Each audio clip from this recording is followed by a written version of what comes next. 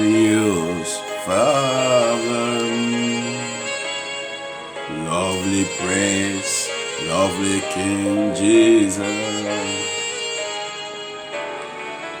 we bless your name, oh Lord, oh my God, Holy Lord, ye Lord,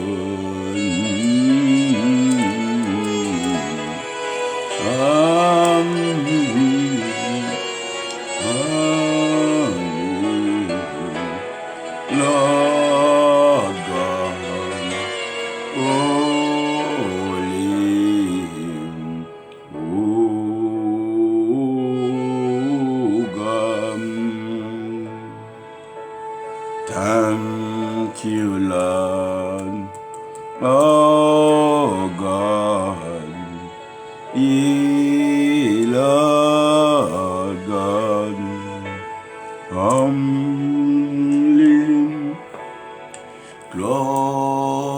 glorious Father, holy. We thank you, lovely, glorious Father, this morning again. We want to celebrate your name, give you praise and give you honor, sing unto you, oh, bow down before you and worship you, God. There is no one like you.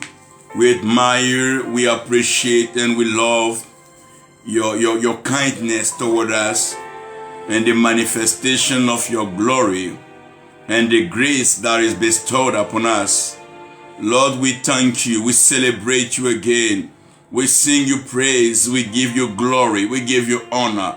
We sing unto you praises. We dance before your throne, Lord. We thank you. We give you all the glory. Oh, thank you, Father. We bless your name, God. Le roshandaga satalare. Oh, randelere kendo shandala. Oh, roko sandala randele. Oh, lororo sharara. Oh, roshoro shoro sharara. Oh, rosharande lereke. La roko shande. Kosoto lorota. Marange de lere sayande gebosha. Thank you, Lord. Busulonge. Lerentange lagada sade. Père, nous te demandons pardon. Nous tous, nous te demandons pardon pour le monde entier, pour notre continent, pour nos nations, pour nos familles et pour nos vies. Nous te demandons pardon. Nous avons péché contre toi. Nous avons fait ce qui n'est pas droit à tes yeux. Nous n'avons pas fait ce que tu nous as demandé. Nous avons démissionné, nous nous sommes préoccupés d'autres choses. Nous avons trop parlé dans la vie des uns et des autres. Nous avons critiqué quelques-uns. Nous avons même dit des choses qui n'étaient pas vraies. Nous avons menti. Père, nous avons volé. Oui, nous avons été impudiques. Nous avons été adultères. Nous n'avons pas eu le comportement droit devant toi. Mais nous te demandons pardon. Nous venons, Seigneur, nous venons vers toi, Dieu, par le sang précieux. Nous croyons en ce sang précieux qui ne perd jamais sa valeur, qui ne perd jamais sa puissance, qui ne perd jamais son pouvoir, qui n'a jamais perdu son autorité ni sa force. Seigneur, lave-nous par ce sang. Purifie-nous. Oh Seigneur, lave-nous par ce sang précieux. Et purifie-nous, Seigneur. Purifie-nous par ce sang précieux. Nous voulons être purifiés. Nous voulons être lavés. Nous voulons être restaurés. Oh Seigneur, cette alliance avec toi est une alliance éternelle. Ce n'est pas l'alliance pour un jour. Ce n'est pas l'alliance pour un mois. Non, ce n'est pas une alliance pour une semaine. Seigneur, c'est une alliance éternelle. C'est une alliance éternelle avec une restauration éternelle.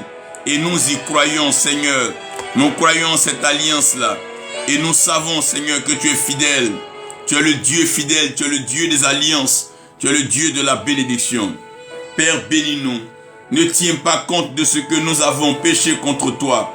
Souviens-toi que l'homme est pécheur. L'homme a péché depuis le commencement, depuis la création, Seigneur. Nous n'avons pas été obéissants à ta voix. Oh, que ta colère ne nous consume pas. Que ta colère ne nous décime pas. Que ta colère ne nous détruise pas. Que ta colère ne nous tue point, Seigneur. Mais que ta miséricorde, comme le soleil qui brille très tôt le matin, oh Seigneur, que ta miséricorde s'empare de nous tous, Seigneur.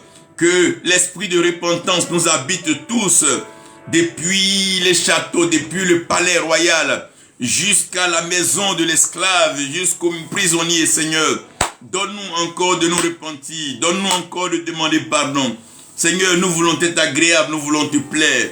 Merci Père pour ta fidélité, pour la grâce que tu nous accordes encore ce matin.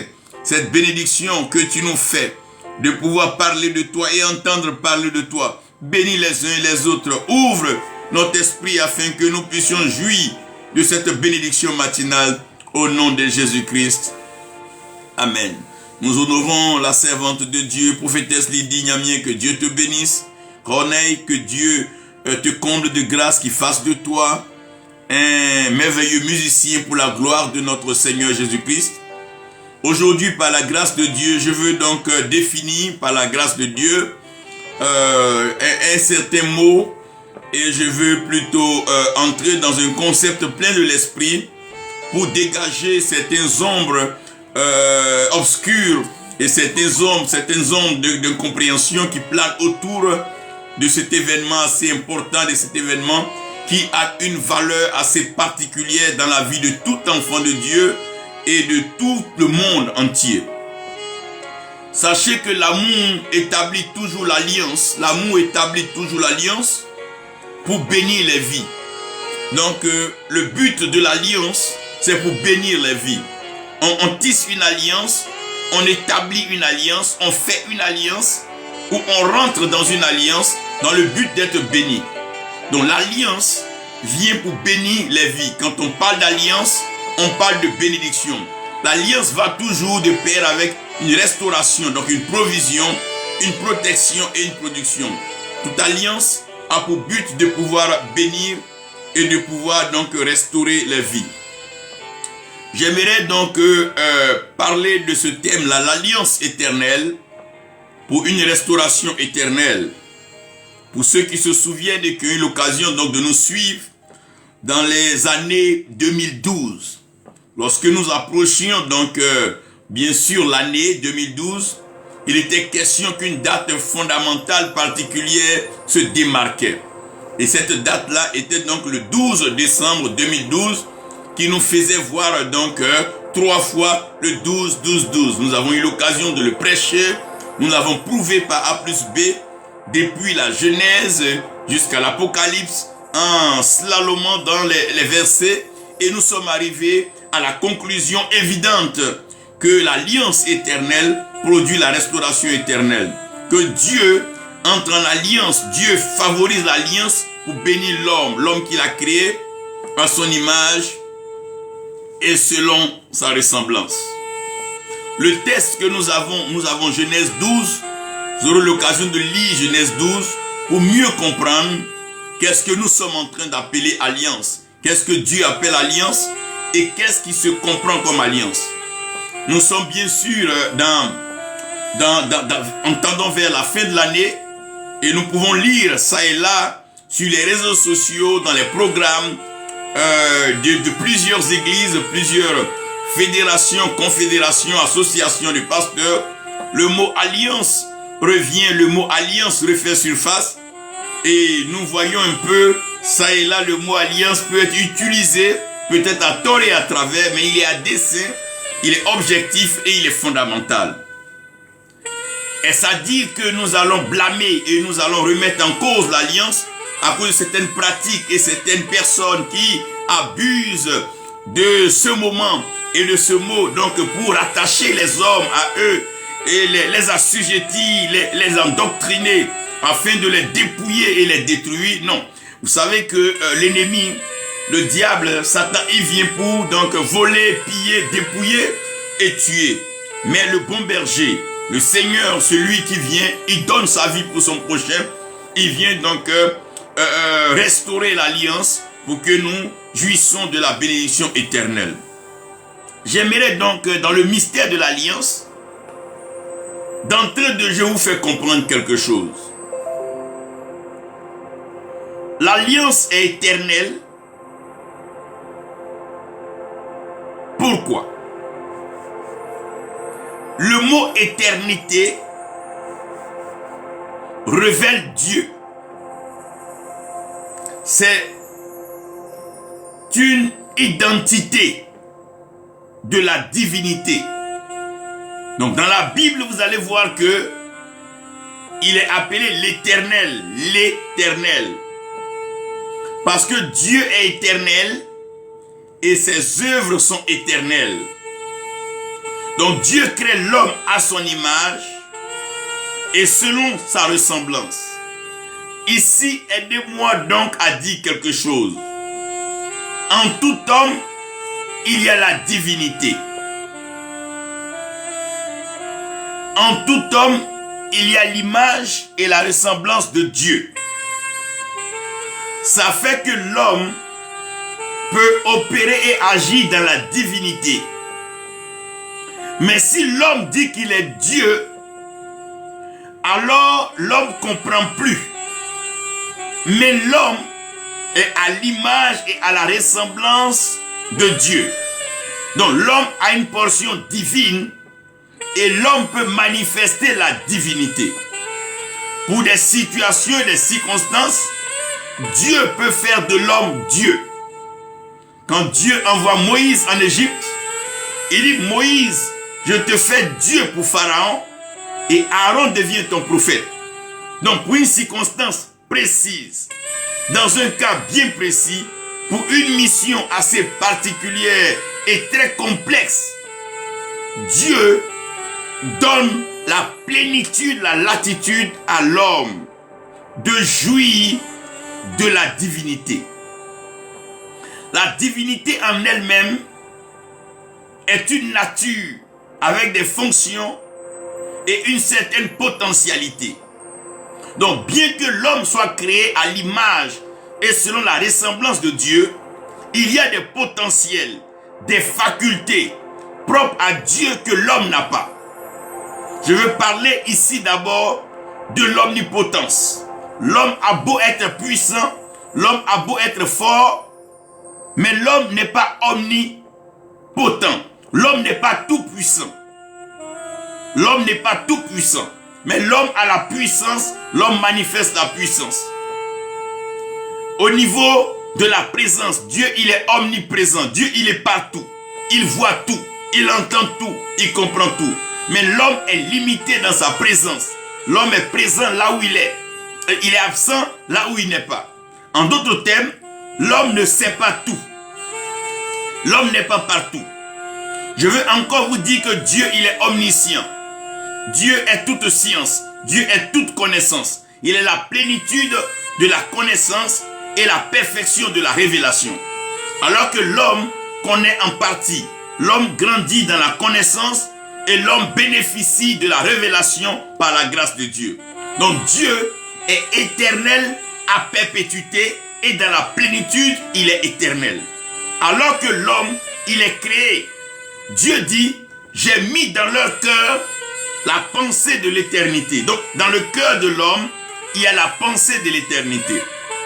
Et la même Bible nous dit que tel un homme pense, tel il est. Donc, comme dans le cœur de l'homme, il y a la pensée de l'éternité, la pensée de l'homme allant vers l'éternité fait de l'homme éternel. Maintenant, cette éternité-là, elle est donc vue sur deux facettes. Il y a l'éternité dans les temps de feu, donc l'enfer, l'éternité dans le tourment. Pour celui-là qui n'a pas accepté Jésus-Christ et qui ne s'est pas conformé à la parole de Dieu, qui ne s'attend pas à une surprise, il ira tranquillement, sans être même emmerdé ni embrouillé, dans les temps de feu pour aller continuer donc sa cruauté, sa méchanceté et son satanisme. Là-bas, il aura même un temps assez long, un temps assez illimité pour persévérer dans ses œuvres ténébreuses. De l'autre côté, pour ceux, donc pour nous qui avons accepté Jésus-Christ comme Seigneur et Sauveur, nous aurons l'occasion de vivre l'éternité, mais dans la lumière glorieuse et dans la présence de notre Dieu qui nous aime, que nous aimons et que nous acceptons de prêcher et de suivre. Donc l'éternité est déjà acquise. Maintenant, où elle va se passer, c'est ici le débat. Est-ce que ça sera dans la faveur de Dieu ou donc dans les ténèbres et les temps de feu? C'est à chacun de décider. Mais pendant que nous y sommes, je vous donne l'occasion maintenant d'adhérer au projet de Dieu et de vivre l'éternité selon Dieu. Si vous voulez bien, maintenant vous êtes là, reconnaissez votre faute et votre péché et reconnaissez Jésus-Christ comme étant le Fils de Dieu, le seul médiateur de l'alliance éternelle, l'alliance parfaite que Dieu établit entre lui et les hommes que nous sommes, afin que, en confessant, d'abord en croyant en Jésus-Christ comme étant le Sauveur et en le confessant de notre bouche, et alors nous sommes sauvés. Donc celui qui aujourd'hui dit Seigneur Jésus-Christ, je reconnais que j'ai péché, je suis loin de la grâce de Dieu, mon éternité était supposée être en enfer, mais aujourd'hui je t'accepte comme Seigneur, comme Sauveur, je m'accroche, je m'allie à toi, je marche avec toi, je te reçois dans mon cœur, je te reçois dans mon âme comme mon Seigneur et mon Sauveur. Prends soin de moi, lave-moi de tout péché, sauve-moi au nom de Jésus-Christ, amen. Directement tu sors du monde des ténèbres et tu es qualifié pour l'admirable lumière de notre Dieu. Donc c'est une question de confession après avoir cru. C'est une confession de foi, il faut croire, il faut confesser. Le débat ne se pose pas comment est-ce qu'on fait quand tu t'es confessé. Laisse maintenant Dieu lui-même conduire les opérations en envoyant le Saint-Esprit sur toi qui te conduira dans la plénitude de la vérité. Donc l'alliance est éternelle. Donc ne croyez pas que parce qu'un homme vit sur la terre, tout ce qu'il fait sur la terre finit sur la terre. Non, il y a des actes qui sont liés à la terre. Mais l'être humain lui-même, dans le plan de Dieu, l'homme est éternel. Voyez bien, dans l'histoire du pauvre Lazare et du riche, ils ont vécu sur la terre. Les deux sont morts. On a vu la suite de l'histoire, ils se sont retrouvés de l'autre côté de la vie, où le pauvre Lazare était dans le sein d'Abraham, et le riche qui n'avait pas connu accepter le Seigneur, était donc dans l'étang de feu et était en train d'être tourmenté. La vie va continuer. Lorsque on pose la question, les disciples posent la question au Seigneur de savoir, un homme était marié à une femme, il meurt, son frère ainsi de suite, et à la résurrection, qui sera le mari? Il dit non, ils vont tous ressusciter, et les 7 qui sont morts et la femme. Seulement au ciel, dans le royaume, ces choses-là ne seront plus à l'ordre du jour. Donc il y a des choses qui sont terrestres. La terre est définie avec son programme et le ciel est défini avec son programme. Au ciel, là, on va pour se marier, on va pour être prospère, on va pas pour pouvoir travailler, on va pas pour voyager, on va pas au ciel pour être un grand pour des titres, on va au ciel pour être des adorateurs, des fils adorateurs qui aiment leur Père. On va adorer le Seigneur de tout notre être. C'est l'éternité, ça. On sera en train de contempler son admirable lumière, nous recueillir dans sa profondeur, dans sa sagesse. Nous allons nous recueillir dans sa toute puissance et nous allons nous restaurer à la lumière incroyable. Et nous devons comprendre cela.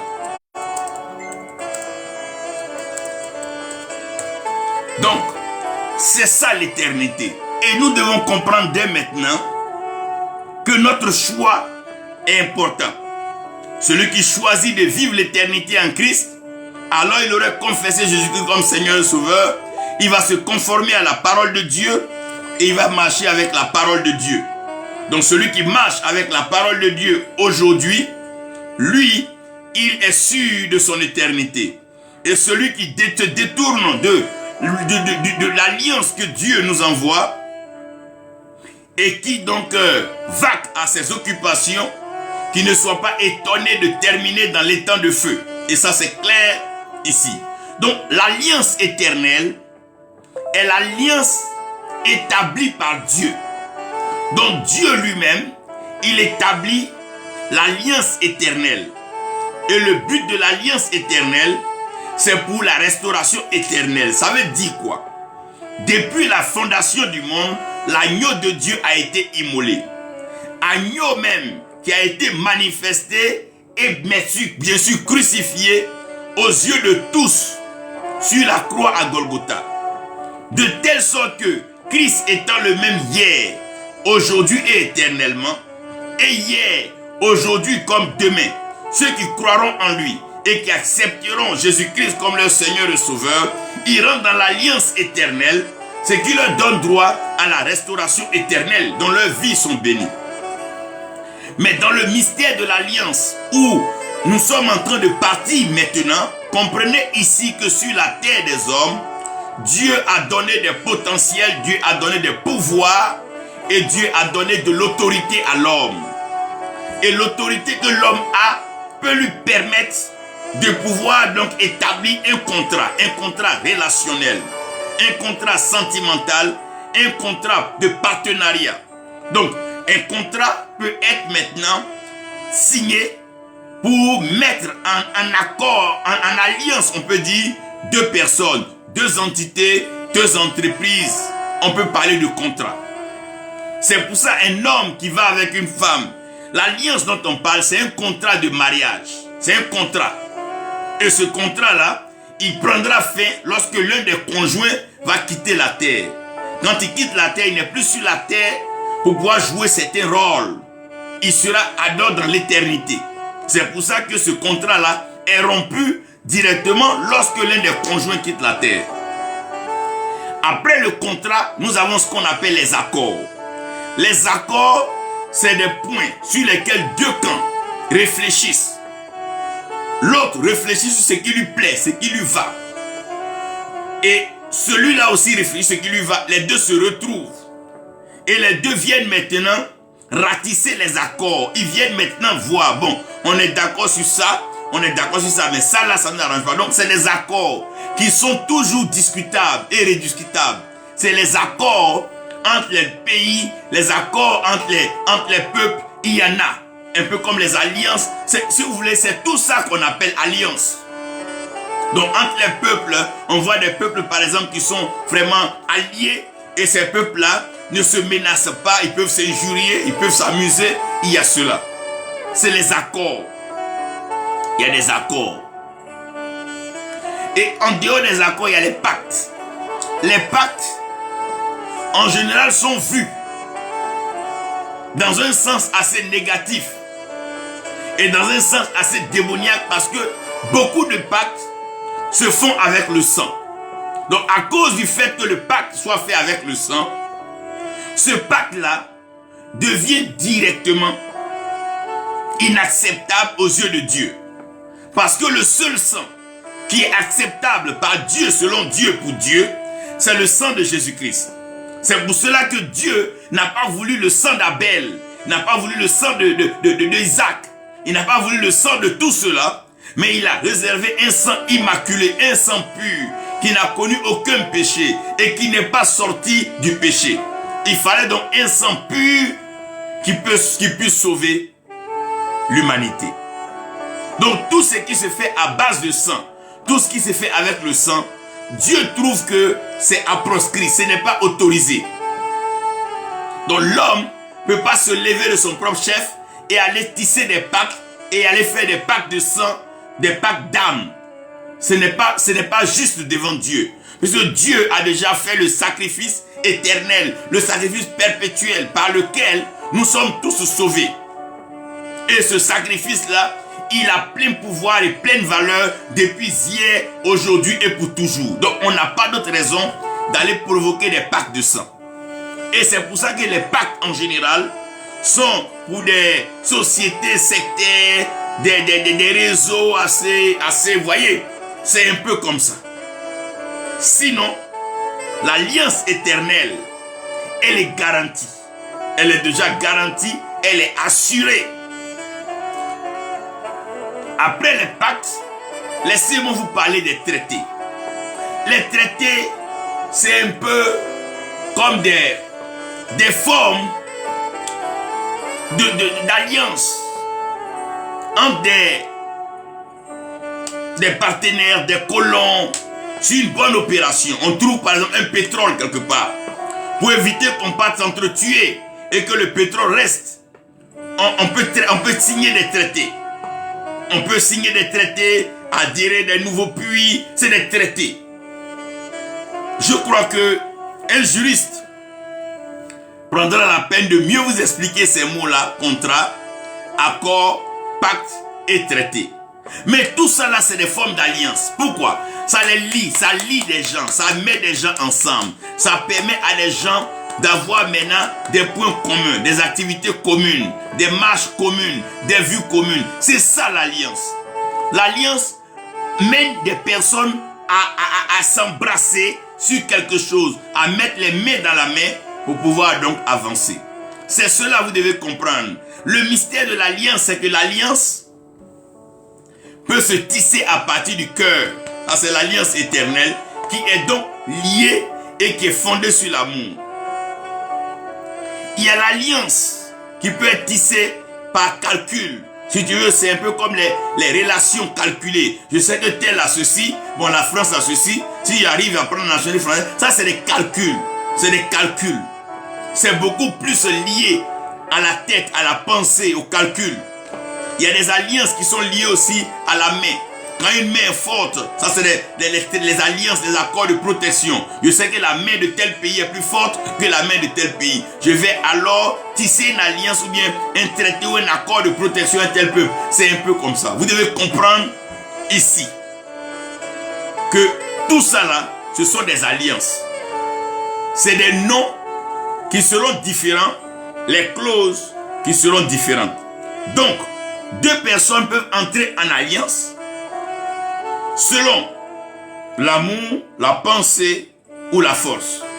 C'est pour ça, même souvent, sans le savoir à l'école, tu peux avoir un allié, un partenaire qui est bon peut-être dans telle matière, toi tu es bon. C'est l'allié. Ne voyez pas toujours les choses d'une autre façon. Maintenant, je veux parler du mystère du salut. C'est ici que je veux interpeller humblement tout serviteur de Dieu, tout messager, tout prophète, tout sacrificateur. La Bible n'interdit à personne de marcher, de parler, de s'allier à un frère ou à une sœur. La Bible même nous dit d'aimer l'Éternel Dieu et d'aimer notre prochain comme nous-mêmes. Alors que l'amour est le lien de la perfection. Quand on parle de lien, on parle d'alliance. L'amour est déjà un lien.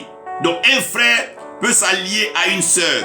Une sœur peut s'allier à un frère. On peut avoir des alliances de confiance. Même si la Bible dit malheur à celui qui met sa confiance en l'homme. Mais en ce qui est du salut, le mystère du salut est un mystère particulier.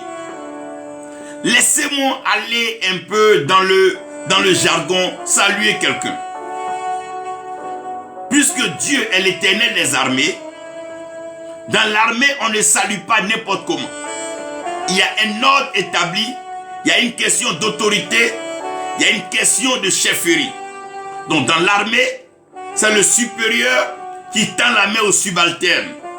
Sinon, quand le subalterne voit le supérieur, il se met au repos. Ça veut dire que il se stabilise, il s'arrête à là. Ça veut dire quoi? Normalement, quand un homme est sur la terre en train d'agir, dès que Dieu entre en jeu, l'homme doit arrêter ce qu'il est en train de faire pour écouter Dieu. C'est pour ça que quand Abraham avait le couteau, Abraham devait tuer Isaac. Quand Dieu a dit Abraham arrête, Abraham a arrêté. Ça veut dire que toutefois qu'un homme voit Dieu, un homme a une révélation de Dieu, tout ce qu'il est en train de faire doit s'arrêter. Ses plans doivent s'arrêter, ses projets doivent s'arrêter. De telle sorte qu'il puisse écouter Dieu et maintenant appliquer ce que Dieu lui dit, contrairement de suivre sa propre volonté. Ça, c'est la salutation.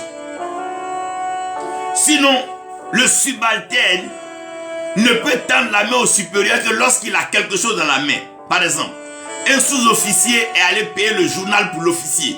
quand il vient, il ne se met plus en garde à vous, puisqu'il a quelque chose dans la main dont l'officier a besoin.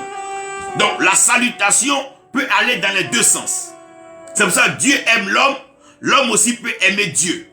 Mais c'est Dieu qui fait grâce à l'homme, l'homme ne peut pas faire de grâce à Dieu. Puisque Dieu, il est plein de grâce. C'est l'homme qui bénéficie de la grâce de Dieu, mais l'homme peut aimer Dieu. Même si Dieu dit qu'il nous a aimé le premier, donc en ce qui est de l'amour, l'amour vient de Dieu, mais l'homme aussi manifeste l'amour. Et l'amour qui est en l'homme, c'est un amour qui a été toujours placé par Dieu, car c'est Dieu qui a créé le cœur et qui a donné le cœur à l'homme. Mais en ce qui est de la grâce vient de Dieu. La grâce vient du supérieur. C'est celui qui est au-dessus qui peut faire grâce à celui qui est en bas. C'est pour ça que c'est un chef d'État qui peut faire une grâce aux prisonniers, mais aucun prisonnier ne peut faire grâce à un chef d'État. Donc ici, là, venez comprendre quelque chose. Donc, dans le plan du salut, nous sommes sur la terre et nous sommes errants comme des brebis.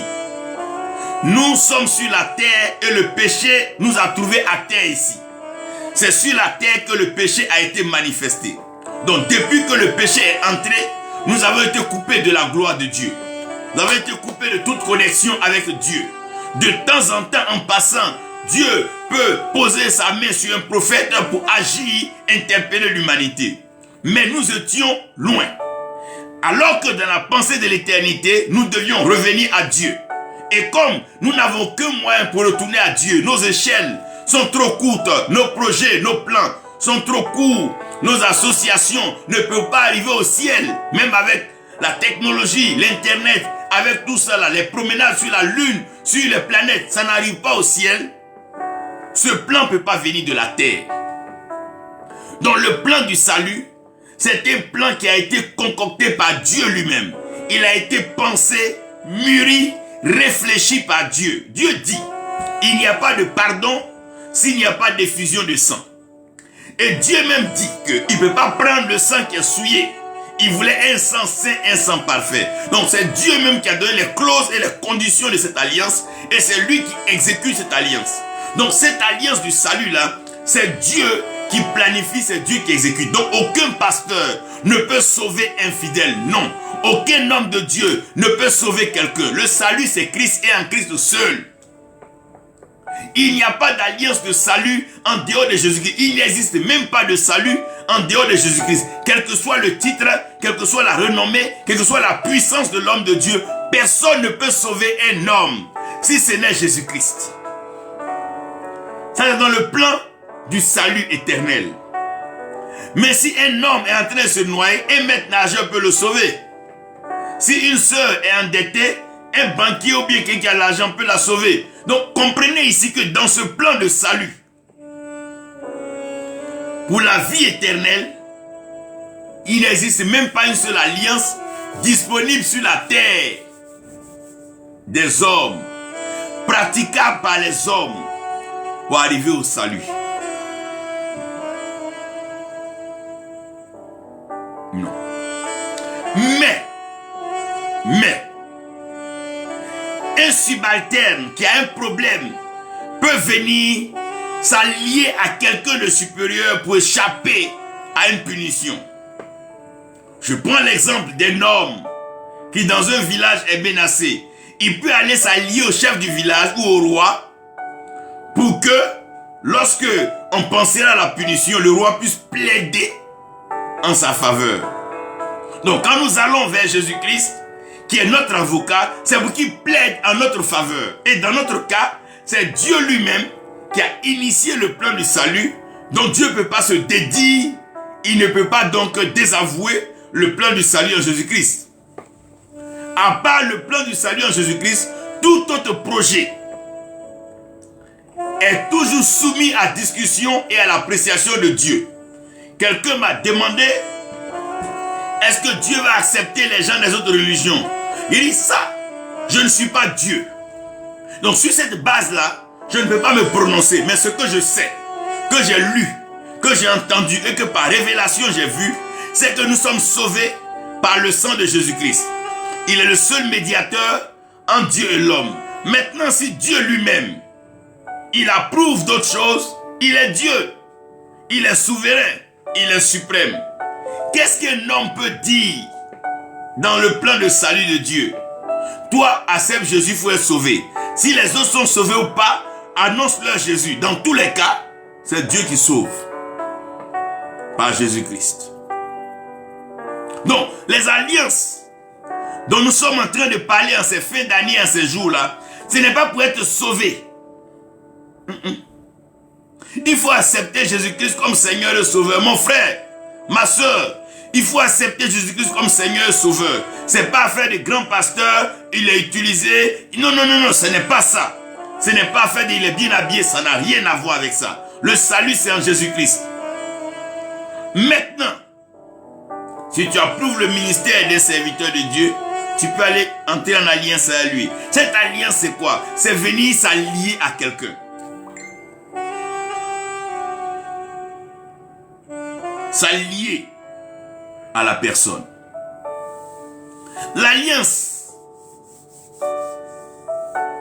éternelle produit le salut et la restauration éternelle. Le salut, c'est tout un processus.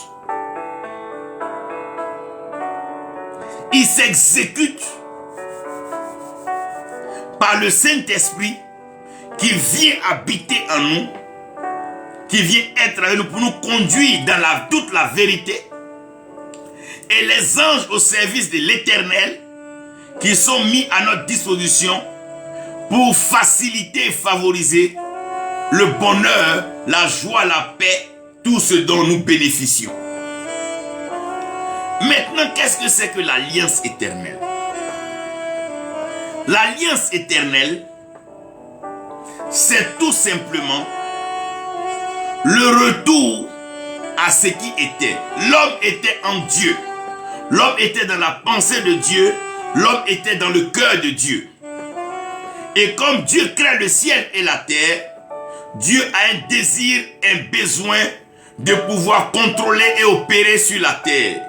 La terre est son marchepied. Il a besoin d'ambassadeurs, de responsables qui vont maintenant imposer le règne de Dieu sur la terre. Alors Dieu crée l'homme à son image selon sa ressemblance. Il tire de la poussière de la terre l'homme. Et il met en l'homme le souffle de vie, la portion vitale. Et l'homme devient une âme vivante. Il prend cet homme-là, il le met dans un jardin pour lui apprendre un peu les rouages du règne et de la domination. D'abord en nommant les animaux, en leur donnant leur nom, il peut les appeler. Comme c'est lui qui les a nommés, il peut les appeler à l'obéissance. Et en cultivant, en gardant, il apprend maintenant à développer et bien sûr à entretenir et maintenir. Donc Dieu est en train d'apprendre à l'homme la gestion et la gouvernance. Dieu est en train d'enseigner à l'homme comment manifester l'autorité, le pouvoir, la puissance et la force dans un domaine. De telle sorte que, ayant bien assimilé cela, l'homme puisse donc reproduire ça sur toute la terre. Malheureusement, l'ennemi du bonheur de l'homme, celui qui avait été avec Dieu, donc précipité par jalousie, va détourner l'homme de la pensée originelle. C'est l'homme qui est détourné, mais pas Dieu. C'est l'homme qui est perdu, mais pas Dieu. C'est l'homme qui est égaré, mais pas Dieu. C'est l'homme qui est coupé de Dieu, mais pas Dieu. Donc Dieu va créer maintenant un système qui était, mais que l'homme ne connaissait pas. Il va apporter à la connaissance de l'homme. Puisque avant la fondation du monde, l'agneau avait été déjà immolé. Mais l'homme n'était pas encore sur la terre. Maintenant, quand l'homme pêche, Dieu maintenant va dérouler ce plan originel qui est cette alliance qui fait qu'au fait, l'homme reste avec Dieu malgré le péché. Seulement c'est que ça se fera maintenant par Jésus-Christ, par la repentance. Quand l'homme n'avait pas péché, l'homme n'avait pas besoin de repentance. L'homme a eu besoin de reconnaissance envers Dieu. Mais avec le péché, l'homme arrive à entrer en phase de repentance. Donc l'alliance éternelle, l'alliance auquel on a accès par la repentance. Donc ce n'est pas une question de prendre des grosses sommes, des béliers, des boucs, aller donner un homme. Non, l'alliance éternelle, on y a accès par la repentance. On se repent. Seigneur, j'ai péché contre toi, j'ai fauté contre toi. J'ai fait ce qui n'est pas droit à tes yeux. Pardon, accepte-moi dans ton plan originel et permets-moi de bénéficier de l'alliance éternelle qui me donne droit à la restauration éternelle. Qu'est-ce que c'est que la restauration éternelle? La restauration éternelle, c'est la restitution totale de tout ce qui t'avait été volé par ignorance, par le péché et par l'ennemi. Donc Dieu te restaure tout ce que le péché t'a pris, tout ce que l'ignorance t'a pris et tout ce que le diable t'a pris. Tout ce que tu avais perdu, Dieu te ramène ça, la restauration éternelle. Donc cette alliance-là, elle n'est qu'en Jésus-Christ, elle n'est nulle part ailleurs. Quand tu viens en Christ, tu as tout en lui. Quand tu viens en Christ, ta position est restaurée. Ta place est restaurée. Ta place d'héritier et de co-héritier est déjà réservée. Ta part d'héritage est déjà là. Tu as accès au royaume de Dieu. Tu as accès au mystère du royaume. Tu as accès à la puissance, à l'autorité, au pouvoir du royaume. Tu as accès à tout ce que le royaume donne. Tu as carte libre de pouvoir te servir dans le royaume. Tu peux maintenant appeler Dieu comme tu veux. Tu peux l'appeler Papa, oui, à tout moment. Tu peux l'appeler Abba. Tu peux l'appeler, oui, c'est ça la restauration éternelle. L'alliance, la relation avec Dieu, lorsqu'elle est restaurée. Quand tu peux regarder Dieu en face et dire, Père, je t'aime. Quand tu peux te prosterner à ses pieds pour dire, Yahweh, je t'aime. Quand tu peux élever la voix pour dire, au nom de Jésus-Christ. Oui, ça c'est la restauration éternelle. C'est l'alliance éternelle qui produit la restauration éternelle. C'est au-delà du matériel, c'est au-delà des finances, c'est au-delà de la renommée, c'est au-delà de la personnalité. C'est l'éternité qui est restaurée. La création en elle-même est restaurée. La créature retrouve toute sa place. Dieu devient encore ton Père et notre Père. L'alliance éternelle pour la restauration éternelle. L'alliance éternelle où tous les trésors t'appartiennent. Pourquoi? Parce que tu es en Christ. Tous les trésors, tout appartient. L'or et l'argent. Merci Seigneur pour l'alliance éternelle qui va favoriser la restauration éternelle. Cette alliance-là, c'est Dieu qui l'initie. C'est Dieu qui l'inaugure. C'est Dieu qui la tisse. Et Dieu invite l'homme à y entrer. Mon frère, ma soeur, viens maintenant entrer en alliance avec Jésus-Christ. Viens entrer en alliance avec Dieu. Tu ne perdras rien, tu gagneras tout. Tout te sera donné car Dieu est bon, Dieu est merveilleux. Tu seras préparé, prédisposé à vivre l'éternité dans la lumière, dans le bonheur et